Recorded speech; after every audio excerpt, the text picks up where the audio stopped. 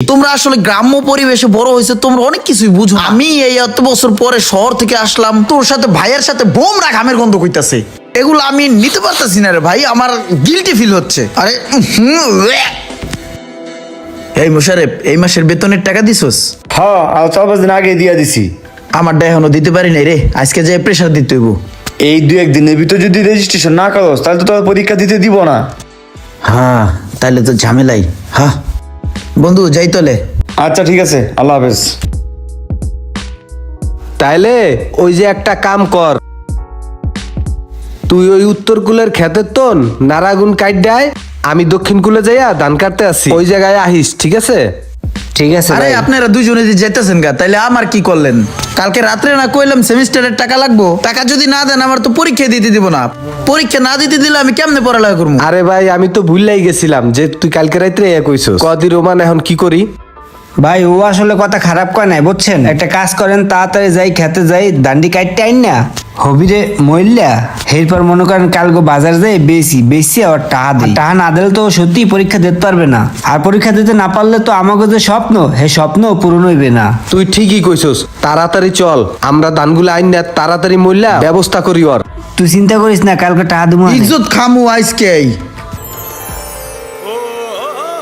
তা একটা কাম করেন, আপনি ওই খেতে যান, আমি এদিক দিয়ে ওকুলে যাই গিয়া। আচ্ছা একটা কাম করিস, নারাগুন কাটা হইলে আমার লিগে দুগা ভাত লইয়া চয় আইস। আচ্ছা ঠিক আছে। ওমর কালিয়া বন্ধুরে একটা তাবিজ বানাইয়া দে হে।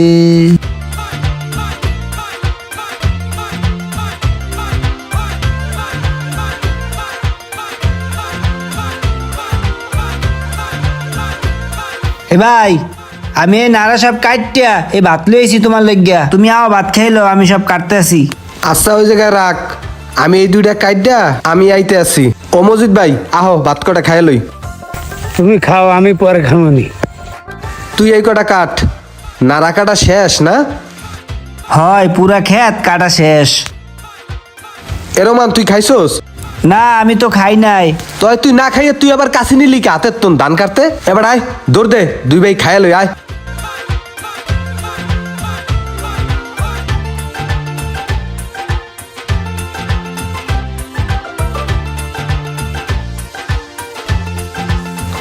ভাই ইমরান রে তো কালকে টাহা দেওয়া লাগবে, ক কেমনে কি করমু? ধান তো কাটতে হারতে পারলাম না। একজনে আমারে কিছু টাকা সুদ দিতে চায়, তুমি কইলে আমি হাত ধরে করেন টাকাগুলো আনতে পারি।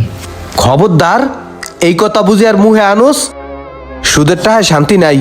আল্লাহ কষ্ট ক্লাস করি গেছে ডাইল ভাত খাওয়ায় ভালো আছি, এই এতে বরকত আছে, এই কথা ফের আর মুহে আনবি না।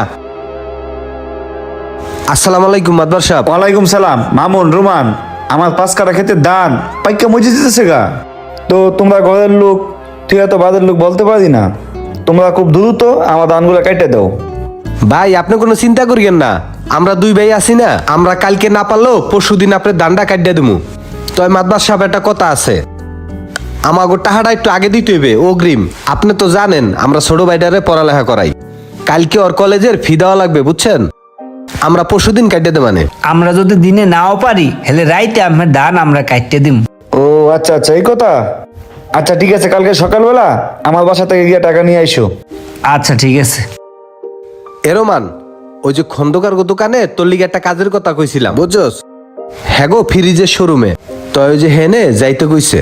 ফ্রিজ বিভিন্ন বাড়িতে ভ্যান ঠ্যান চালাই দিয়ে এলি, আর দোহান্ডা জারা মোসা খোলা পানি পুনি আফগান ঠাফগান এগুলার লিগা, তাইলে তুই যাইস, আমি এই জমি খেত ভালো বুঝি, আমি কর মানে। ঠিক আছে ভাই, তাহলে আমি খন্দকার দোহানে এইসব কামি করবানে, আর আমি খেত খামারে সামলাইয়েন, হেলে আরো আগুয়ে যাবো মানে আমরা। আয় বন্ধু। কি রে দোস্ত, রেজাল্টের কি খবর? আর বেটা পরীক্ষা তো পাশ করছি, আমি তো ঢাকা মেডিকেল কলেজে চান্সও পেয়ে গেছি, সাথে ভালো একটা টিউশনিও পেয়ে গেছি মামা। হ্যাঁ হ্যাঁ, ভালো হয়েছে, মিষ্টি খাওয়া। হ্যাঁ, হ্যাঁ? থাক। যা। এই রুমান, জি ভাই। ওই বড় ফ্রিজটা ডেলিভারি দিয়ে আসো, ভ্যানের ডেলিভারি দিয়ে টাকাটা নিয়ে এসো। ঠিক আছে দিয়ে আসতেছি। এদে রোমান, ইমরান কোনো ফোন টোন ধরলো আর? আজকে 5টা বছর ধরে গেছে, আমার লগে কোনো কথাই কয় না, মাত্র 2-3 দিন কথা কইছি। কয়দিন আগে ফোন দিছিল। শোনো, টাকা পাঠাই দিছি, ইট কিনবা, বালু কিনবা, রড কিনবা, সিমেন্ট কিনবা, প্রত্যেকটা জিনিসের পাই টু পাই হিসাব যাতে থাকে। আমি আইয়া কিন্তু প্রত্যেকটা জিনিসের হিসাব আমি নিমু, কোনো ডাইন বা উল্টা পাল্টা যেন না হয়, ঠিক আছে? আর শুনো, যে টাকা পাঠাইছি এই টাকাটা কিন্তু আবার বাজার সদাই করে খায়ও না, আবার যায়ও না স্যান্ডেল কিনতে বাজারে, ঠিক আছে? আমি আইয়া সব হিসাব নিমু। রাহো, আমি এখনো ব্যস্ত আছি, অনেক বিজি আমি। আরে ফোন দিয়া কথা ক, আমরা ওই বালি ইটু টাইন না এরপরে বিল্ডিং এর কাজটায় হাত দেই। একটা বিল্ডিং তো তো চল। আমি যান, আমি পরে আইতেছি। আচ্ছা তুই আহিস। এ রোমান, এ কই তুই? আইছেন আপনি?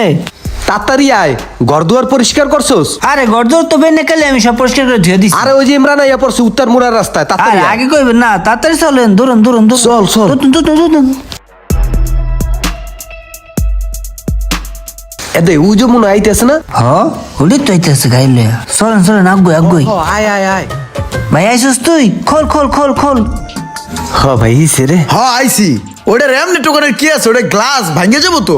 ও ঠিকই তো, টাকেল তো ভাঙবি। হ ঠিক কইছে। যত সব মাথাটা গরম হয়ে গেল। ওই গাড়ির পিছনে লাখিস দুটা লয়ে এসো, কুইক।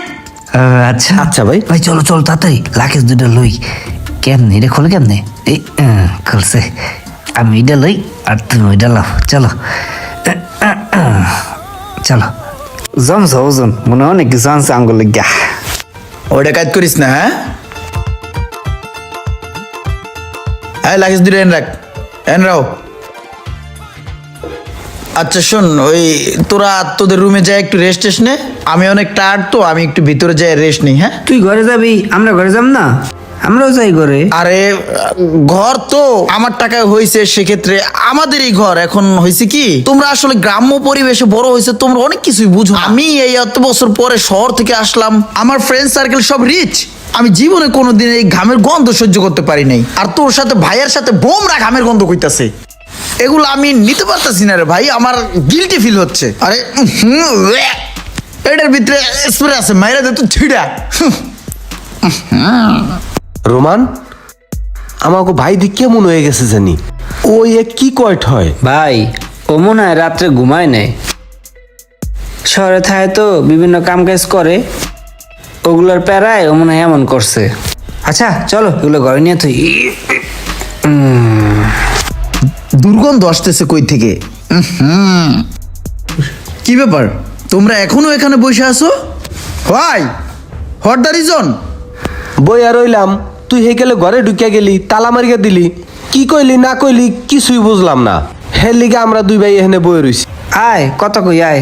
আচ্ছা কি বলবি বল, একটু দূর থেকে বল। হ্যাঁ, কত হইলো কি, তুই আমগো ভাই, তোরে নিয়ে আমগো অনেক আশা ভরসা। তোরে এত কষ্ট করিয়া পড়ালেখা করাই আমরা মানুষ করলাম, এই যে বাড়ি ঘর টাকা পয়সা তুই দিছস, ঠিক আছে, আমরা কষ্ট করিয়া বানাই দিলাম, এখন তুই আমাকে ঘরে উঠতে দেস না, বাইর পারলে পরিচয় দেস না। হে ভাই থামদি, ওর আক্কেল কেন আসেনি? ওর আক্কেল কেন থাকলো এমন করেনি? ওই শোন, আমার আক্কেল জ্ঞান আছে, আমি ঢাকা ইউনিভার্সিটি থেকে পড়ালেখা করছি, এগুলো আমাকে শেখান লাগবে না, আমার যথেষ্ট অভিজ্ঞতা আছে।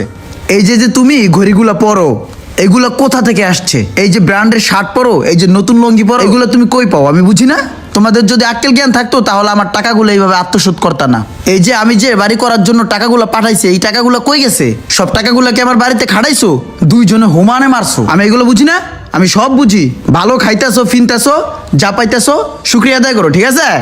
একদম বের করে দেবো কিন্তু বাড়ি থেকে। ভাই ছোটকালের তো নল লিগে আমরা কি না করছি, দিন রাত খাইট গিয়া জমিতে চাষাবাদ করিয়া আর পড়ালেখা করাইছি, আর এখন এই যে দেখো টাকা পয়সা পাঠাইছে, আমরা কত পরিশ্রম করিয়া আর এই বিল্ডিংটা সুন্দরভাবে আমরা করিয়ে দিছি, একটা টাকা যারে আমরা কয় আমরা খাই নাই। ভাই পরে আমরা একটু বেশি শিক্ষিত করে ফেলছি, ও একটু বেশি শিক্ষিত হয়ে গেছে, এর লেগে সব বুঝতে পারে, বুঝছো? শোনো, এই সমস্ত ইমোশনাল কান্নাকাটি করে আমার সামনে লাভ নাই। এগুলা তুমি যেটা করছো, এগুলো প্রতিটা বড় ভাইয়ের দায়িত্ব, ছোট ভাইয়ের পড়ালেখা করানো, মানুষ করানো। করছো, ভালো হয়েছে, তোমাদের দায়িত্ব ফিল আপ হয়েছে, এখন যাও তো পথ মাপো। আমাদের এই সমাজে অনেক বড় ভাই আছে এরকম গাধার মতো খাইটা ছোট ভাইদেরকে মানুষ করে, আর তার পরিবর্তে বড় ভাইরা ছোট ভাইদের থেকে একটা সময়ে এরকম ঘাট ধাক্কা ছাড়া আর কিছুই পায় না। আপনাদের প্রতি একটা অনুরোধ রইল, মাথার ঘাম পায়ে ফেলে যারা আপনাকে অক্লান্ত পরিশ্রম করে আজকে বড় করেছেন তাদের প্রতি এরকম একটা অবিচার কখনই করবেন না। Thank you so much. Video ভালো লাগলে একটু লাইক কমেন্টস করে দিন। ও হ্যাঁ, একটা শেয়ার দিয়ে দিন প্লিজ।